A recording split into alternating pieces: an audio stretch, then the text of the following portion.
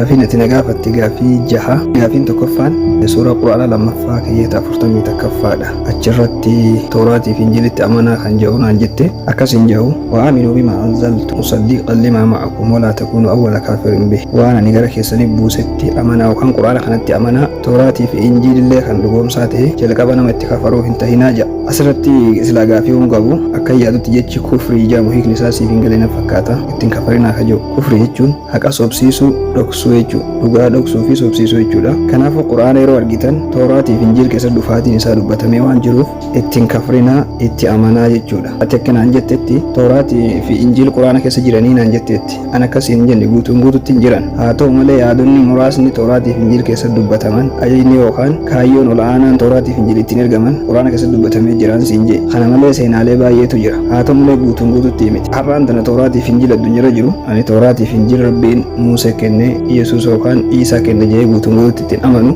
maaliif kan jedhu gaaffii itti aanu gaafachuu dandeessa. Haa ta'u artificial intelligence irra jiru kanaa'u fakkeenyaaf quraanni waan Tooraatii fi Injiil keessa barreeffame ni dubbata. Akka fakkeenyatti yoon siif kaase suuraa Anbiyaa sura 21 irratti walaqad katabnaa fi zabuuri min ba'di zikri anna al-arda yuurisuhaa ibaadiya saalihuun. Nuti dhugumatti wantoota garii zabuur keessatti barreessinee jirra. Dachee sanillee gabrootan koo gaggaarii akkan dhaalchisuufi ja'a. Kana jechuun Rabbiin subhaanahu wa ta'aalaa Daawit abdachiisee ture. Dachii Falastiin guutuu keessa dhaalchisuufi aangoo fi mootummaa harka isatti akka deebisu jechuudha. Waa'ee sanii yoo ilaalte wanti quraanni dubbate hojiirra oolee jira. Mootota tokkoffaa boqonnaa 10 lakkoofsa 32 irraa mootota tokkoffaa boqonnaa 10 lakkoofsa 27 boqonnaa 11ffaa 34 fi mootota tokkoffaa boqonnaa 12 lakkoofsa 36 irratti argachuu ni dandeessa. Maal akka Rabbiin Daawitiif kenne jechuudha. Inni itti aanu suuraa 17ffaa keeyyata 55 irratti walaqad faddalnaa ba'da nabiyyiina alaa ba'di wa aataynaa Daawuda zabuura. Dhugumatti nuti nabiyyoota garii walirra caalchifnee Daawudiifis kitaaba zabuur jedhamu kennineefii ja'a.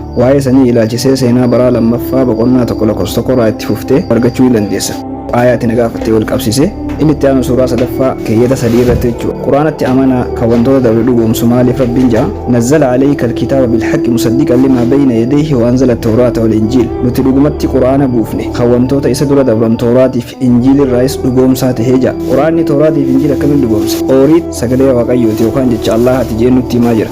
Injiil dubbii Rabbiiti kitaaba dhugaati jee nutti himaa jira. Zabuur dubbii Rabbiiti sagalee dhugaati jee nutti himaa jira. Waan kana ta'eef quraanni waan dabre yookaan wantoota Yihuudoota bira jiru kan Nasaarota yookaan Kiristaanota bira jiru hunda dhugoomsee ragaa bahaa jechuudha. Kanatti amanaa jechuudha waan biraatii miti. Waan kana ta'eef suuraa 4ffaa keeyyata 47 irratti yaa warra kitaaba waan Rabbi irraa bu'e yookaan quraanatti amanaa hawaan isin bira jiru Tooraatii fi Injiilillee Zabuurillee dhugoomsuu ja'a. Jecha Rabbiiti jedhee kan dhugoomsu kitaabni addunyaa tanaa kamtu jira Tooraatii fi Injiil Zabuur jechuudha. Fakkeenyaaf jechi Ooriit yookaan Tooraat jedhamu guutuu quraanaa keessa bakka 18 dubbatee Rabbiin inni Museef kenname kitaaba dhugaati kitaaba Rabbi irraa dhufe jee nu barsiisa. Injiil yookaan wangeela jennee isa amannu guutuu quraana keessa yeroo 12 Rabbiin dubbate inni Iisaaf kenname Yesuusiif kenname jecha dhugaa jecha Rabbiiti jee dubbate jechuudha. Quraanni bifa kanaa wantoota Yihuudootaa fi Nasaaraa bira jiru dhugaa baha jechuudha. Gaafiin kee lammaffaan suuraa lammaffaa keeyyata 62 إن الذين آمنوا والذين حادوا والنصارى والسابئين من آمن بالله واليوم الآخر وعمل صالحا كان جو warroonni amanan Yahudoota yookaan warra Judaayizimiis ta'e Nasaaraa yookaan warra Kiristaanaas ta'e Saabi'iyyoota yookaan warra humaan beeynes yoo ta'e isaanirraa warreen Rabbitti amananii waan gaarii hojjetan guyyaa xumuraattis ibidda seenna jedhanii hin yaaddawan addunyaarrattis jallina ofirraan sodaatanii ja'a. Kana jechuun maal jechuudha? Nasaaraa yeroo baay'ee mufassirtoonni yookaan warri Qur'aana hiikulleen jecha afaan Oromoo keessa Kiristaana jedhanii fayyadaman. Haa ta'u malee Nasaaraa jedhamu Kiristaana jedhamanii hiikamu biyya. Dhugaa ta'u garuu uummatuma Yesuus Kiristoos duukaa bu'ee jiraachaa ture. Sababaan Yahudonni warra Judaayizimii malee warri Kiristaanota karaa sirriirra hin jiranii ofiin jedhan. Warri Nasaaraa yookaan immoo warri Kiristaanota amantii Kiristaanummaatiin ala mootummaa Waaqayyoo galuu hin danda'amu yookaan Judaayizimiin sirrii miti amantii mootummaa Waaqaatti hin galanii miti jedhan. Akkuma sana Sabaa'iyyoota jechuun warra homaan beekne jechuudha. Asirratti warri homaan beekne warra Paarsiiti. Warri Paarsii warri ibidda waaqessu Yahudummaan sirrii miti yookaan Judaayizimiin Kiristaanummaanis waan isaan jechaa turaniif Rabbiin subhaanahu wa ta'aalaa Yahudas ta'e Nasaaras ta'e Sabaa'iyyoota warra homaan beeknes yoo ta'e nama Waaqayyo tokkicha waaqessee ajaja isaa guutuu raawwateetu mootummaa Waaqayyotti galaa jee kana ibsaa jira. Siigalee ragaan isaatis suuraa lammaffaa aayaa 112 yoo ilaalte waqaalat al-yahuudu leeysat an-nasaara النصارى على شيء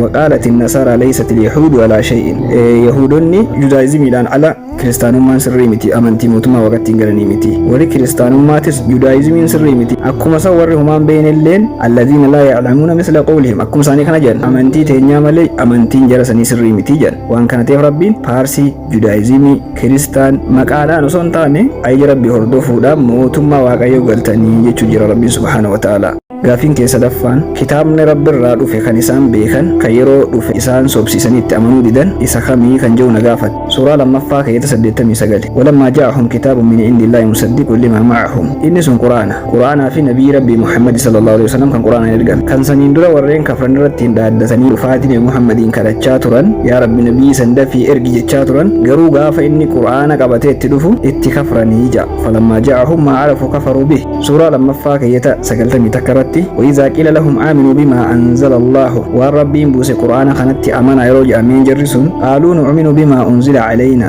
نوان نتبو فميوخا موسى ربو فمت نعمنا جان يهود تيروسانيت ويكفرون بما وراءه وان سنبود أنجل غرو اتكفر التنامنا كاكو أراوان جمتي ودون أمن تحكم فاملي سيرا أمم راهنغ مجاف ملكياس رايچاك أفاس دفاني فلتاني وان سنيتي فلتا يودون نيچو ربي وايساني دبچاجر يودون نراتناف جدايزمي مغافتاني تلمودي في ميشنا dabalachuudhaan macaafa seera uumamarraa hanga milkiyaa siraachaa qofa fudhatanii waan sanii asii nun ilaallatu jaanii darbanii itti kafran jechuudha. Injiil jecha rabbiitiin amanan akka muslimatti. Sababa kanaaf warri kiristaanaa uummata Yihudaatiin kun sagalee rabbiitii sagalee waaqayyootii itti amanaa jedhanii isaan kadhatan. Nullee muslimtoonni kanumaaf injiili sagalee rabbiitiin ni lallaba. Tooraati sagalee rabbiitiin ni lallaba. Waa'ee sanii ilaalchisee suuraa lammaffaa keessa 160 takka irratti walammaa ja'ahum rasuulun min indillaahi musaddiqun limaa ma'ahum. Yeroo ergamaan rabbii kabajamaan gara isaanii dhufe hawaan isaa waliin jiru yookaan horii dhugoomsu nabaza fariiqun min alladhiina uutul kitaaba garii warra kitaaba ni darban yookaan ni dhoksan kitaaba rabbii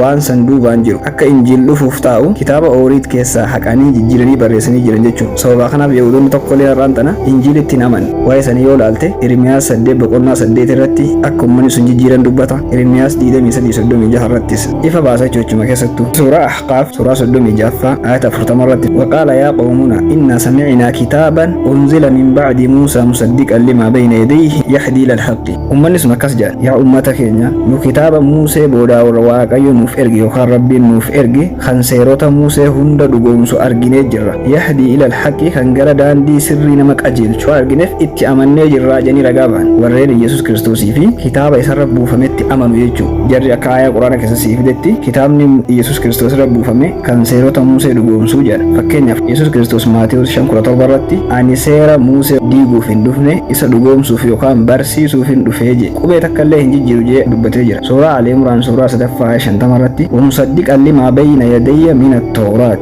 Yesuus Kiristoos yeroo gara Israa'eloota ergame ani seerota na dura dabran kan raajotaa hunda nan dhugoomsa diiguuf hin dhufne je wal fakkeenyi kiristaanummaa fi islaamummaa jidduu jiru fakkeenya siif godhe suuraa 7ffaa keessa 157 irrattis alladhiina yattabi'uuna ar-rasuula an-nabiyya al-ummiyya alladhii yajiduunahu maktuban indahum fi at-tawraati wal injiil Yahudas ta'ee kiristaanota raayis warreen jireenya barabaraa argatu warreen nabiyyi ummiyyi yookaan barreessuu fi dubbisuu hin dandeenye kan kitaaba dhugaatiin sagalee dhugaatiin rabbi irraa isaanitti ergame kan tooraatii fi injiil keessattis waa'ee isaa arganii jiranitti amananii jira. Waa'ee isaa ilaalchisa ya'muruuna bil ma'ruufi wa yanhaahum anil munkari dura yeroo dhufu waan gaariitti isaan ajajaaji. Wanni gaariin maali? Wanni gaarii wama Yesuus Kiristoos barsiise. Maatewos 19:17 gaafatamnaan maaf wanta gaarii jettee na gaafatta? Gaariin isa tokkicha qofatu jira. Ati jireenya barabaraa argatuuf ajaja waaqa keetii eegii jeet barsiise. Agarte nabiyyi rabbiiti sallallahu alaihi wasallam Muhammad gaafa dhufe gaarii maali? Qul huwallahu ahad waaqayyo isa tokkicha Allahu samad of danda'a firqoo waa hundaat eegasii isa malee akka waan biraa waaqa sin barsiise. Wanti gaariin isa kana. Gaafiin kee afraffaan keeyyata suuraa lammaffaa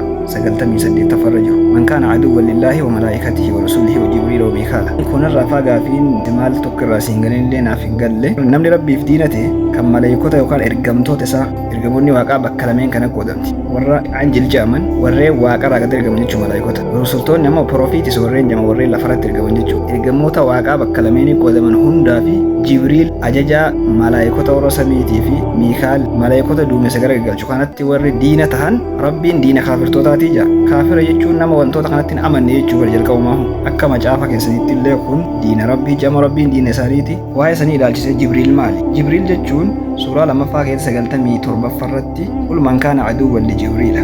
Jibriiliif namni diina ta'e معلومة ساكن جيتي فإنه نزله على قلبك بإذن الله مصدقا لما بين يديه إني هيما ربي تين قرآن قلبي كيترت وحي وخان بيكسي سقودا جبريل أي ربي راوت سببان آيان كنبو إف يهودون نيرو سنتوران جبريل هنجالة تنتوري سببني مالي سبا إسرائيل كالفر بل ساتوري جبريل أي ربي تين يرو سان جبو جيشو كسدان قادبران ربي وخا واقعيو إساني تيرغا إبدانيس بشانينيس وما هندانو إساتو سان بل ساتوري أكا فكينياتي سامويل لما فابقونا لقدم يفر لكوس كنا جارتي إرغما واقعيو يروسالم بل سوداف حركة يرو والفراتتي waaqayyo isaaniif gaddee wanta hamaa inni fiduuf yaades ni dhiise ergamicha isa namoota fixaa jiruun immoo haa ga'u ni ga'a harka kee gaddeebisi jennee jira kun eenyu jibriili gabrieel isa jennuun kana jechuudha yeroo san ergamtichi waan san hundaa raawwachuu dhiise harka isaa fuudhee deebise keeta 17ffaratti daawit mootichi ergamaa isaa namoota rukutaa jiru sana yommuu arge waaqayyoon anatu cubbuu hojjete anatu si yakke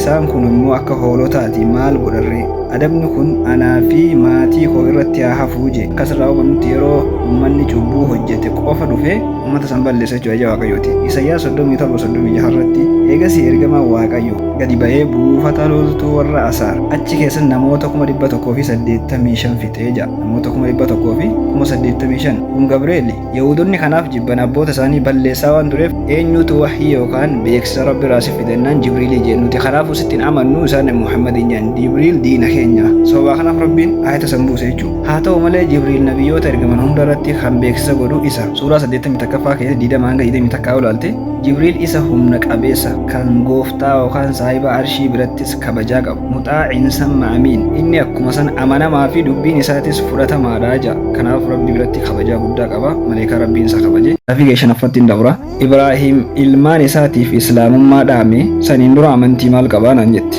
innis suuraa lammaffaa keessatti 136 ووصى بها إبراهيم بنيه ويعقوب إبراهيم سنين درا أمانتي إسلام ما قف سلا عصر راون تنقافة يجب مسلم وكان إسلام جموت سينجرين فكات إسلام أجو ربي في مساكمو أجي ربي تفجل بين فتشو في أجي ربي قفة هردو فتشو إبراهيم سنين درا أمانتي كجيلا قف سورة خرجافة كيتا دبتكاف ديك دمر رهنگ ديدم تكايو لالته إن إبراهيم كان أمة قانتة لله حنيفا ولم يكن من المشركين إبراهيم أمتوتك أجيلا ربي في مساكمو وكان أجي ربي تف بتمن تره خنير ربي جنتي واقع تلفما وان بروخان واقع سنجو شاكرا لأنعمه وان ربي تلو يستي أوليفس كأكا ربي في قلتا قلتوفي اجتباه وحداه إلى صراط المستقيم خربين إسا فلتي قلتا دانديك أجيلا إساك أجيل تشيجا إنك أجيلا دا إبراهيم wanni achirratti dubbachaa jiru eega andu boodallee amantii qajeeltuu tanarraa of booda deebitanii ajaja waaqayyoo hin dhiisinaa jechuu ilmaan isaatiif dhaamaa jira akka fakkeenyatti suuraa lammaffaa keessa 132 irratti rabbiin subhaanahu wa ta'aala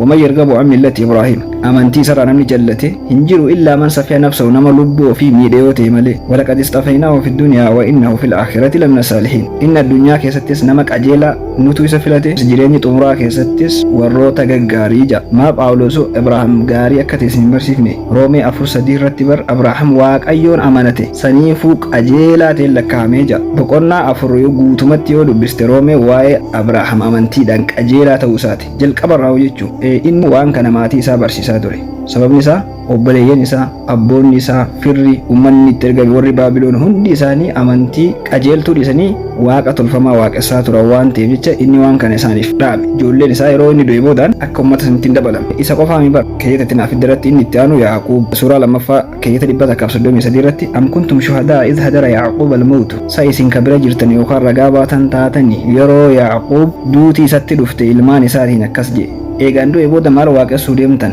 nuti waaqessinu waaqa kee waaqa abbaa kee Abrahaam kan Ismaa'eel kan Ishaaq waaqa tokkicha san qofaaf muslimtoota taane yookaan warra isaaf harka kenne taanee jiraannaa jedhaniin yeroo du'uuf deemu jechuudha Gaafiin kejaffaan suuraa lammaffaa keeyyata 174 warri kitaaba dhoksee yookaan gurgurate isa kamiinaan jette kunneen barreessitoota seeraa warra seera Musee harkaa qabu jechuudha Yihuudoota warra Museen eega du'e horiit itti kennee du'e jechuudha isaan sun kitaaba Musee hin dhoksan hin jijjiiran akka fedhanii barreessan akka fakkeenyaatti Maatiyos 23:2 irratti Yesuus Kiristoos eega Museen du'e boodaan barreessitoonni seeraatii fi Faarisoonni barcuma Musee irra taa'anii jiranii jedhe masaraa yookaan bakka Museen kitaaba kana itti walii qabe furtuu isaantu fudhate jechuudha Luqaas 10:52 irratti Yesuus Kiristoos akka isaaniin jedhe yaa hayyoota seeraa seera jechuun maali horiiti jechuudha isiniif wayyo isin furtuu beekumsaa fudhattanii jirtu ofii keessanii ol hin seenne warra seenuu barbaadan jalaayis dhoksitanii jirtu jartee warri horiit dhokse barreessitoota seeraati Yesus waan isaan dalagan beeka akka isaaniin ja'a. Achuma keessa Irmiyaas raajichaa boqonnaa 8 lakkoofsa 8 irratti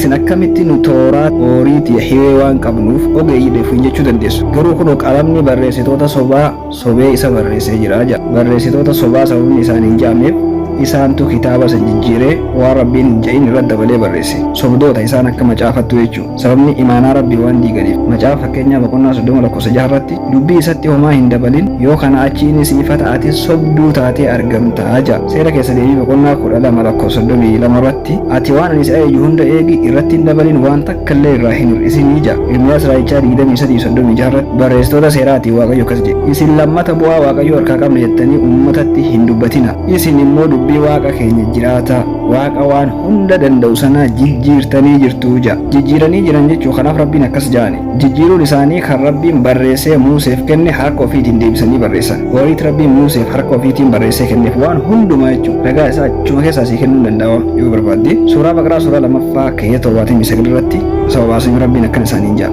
فويل للذين يكتبون الكتاب بأيديهم إتاتا جماعة سانيف جرا ورين كتاب حركو فيتين برسني ثم يقولون هذا من عند الله ليشتروا به ثمنا قليلا إيجاسي إني كن ربي والعان الراد في سجلي وقائس دباتي جارينا منصبا بؤاء الدنيا وكان كبين تكا الدنيا كبوان كم نفلتني بكا من تسانيجو فويل لهم مما كتبت أيديهم وويل لهم مما يكسبون Itaata lamaatu isaaniif jira. Inni tokko sababa harka ofiitiin jijjiiranii sagalee rabbii barreessanii fi inni lammaffaan sababa rabbi irraa dhufe jedhanii uummataan sobanii fi ja'a. Ooriit rabbiin harka ofiitiin barreessee Museedhaaf kenne. Seera ba'uu boqonnaa 34:12 irratti when he finished speaking with him on the Sinai mountain. Musee gaara Siinaatti yaamee isa wajjin haasawee garaa watiin booda gabatoota dhakaa lama kan harka ofiitiin rabbi barreessee isaaf kenne. Gabatoota san keessattis abboomii fi qajeelfama hunda barreessee jira. Barreessitoonni seeraa isaa dhufanii barreessitoota seeraa jedhaman kanaaf hin galle jechuudha. Waaqayyo harka ofiitii waan hunda barreessee Musee kenne barreessitoota Ooriit jedhamanii eessaa namni 70 yookaan 73 ol walii qabamanii dhufan